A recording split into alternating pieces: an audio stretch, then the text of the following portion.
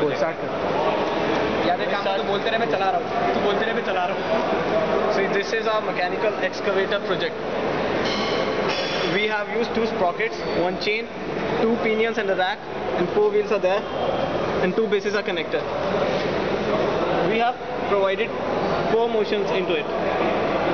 This collecting box collects the sand and transfer it to the place where we need to transfer it.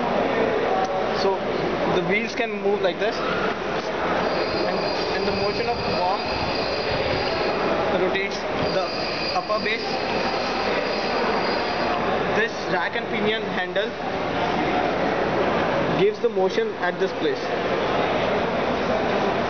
and this chain sprocket mechanism rotates this flat, which in turn moves our collecting box.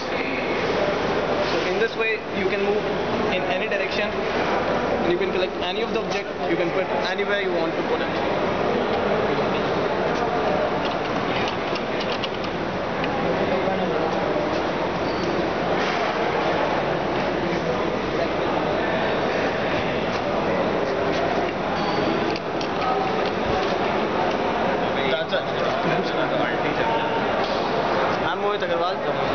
Anuj Gargav.